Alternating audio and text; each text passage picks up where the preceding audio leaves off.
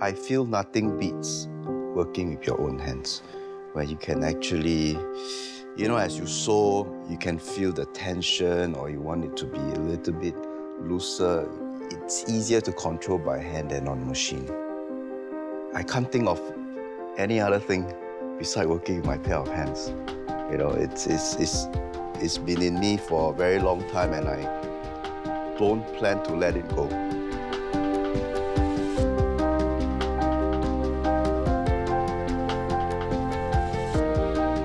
I discovered my passion for fashion when I was 14. At that time, I was always at bookshops because my parents would just throw us at the bookshops.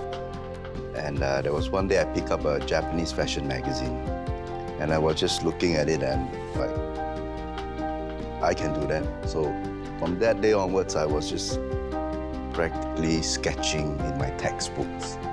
My textbooks were filled with sketches.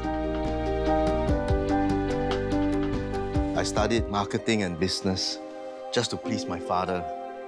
Well, it came to a point where I just told them, why don't you just let me do what I want to do? And I think they just kept quiet after that.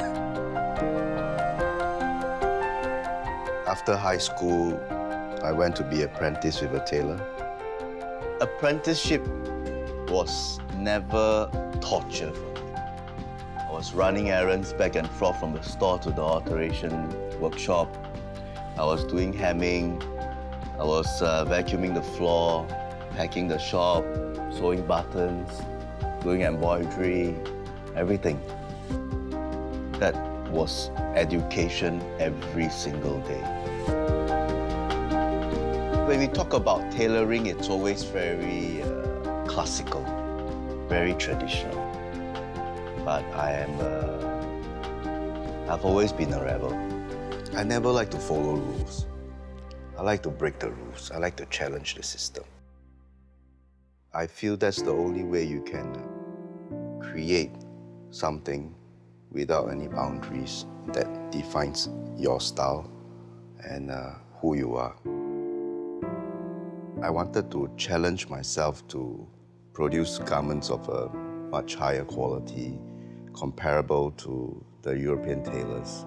We incorporate a lot of handwork into the garments that we do, using the best quality fabrics from the best mills in the world.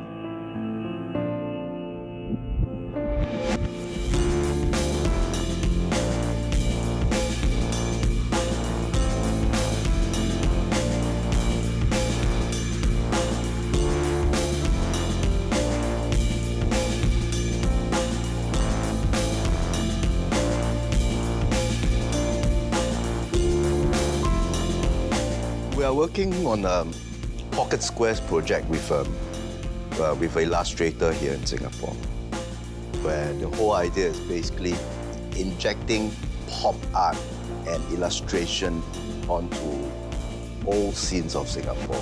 It's interesting to take what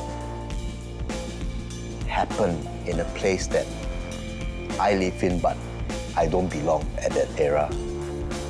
And then we try to tweak it around a little bit to create our own identity. So it sort of mess things around a little bit. But it's relevant because that's what art is all about. If you don't mess things up, you never create new things. I think at the end of the day, I would love to build a brand where it's famous for their quality product. That's something that people can look up to and say, wow, these guys have made it.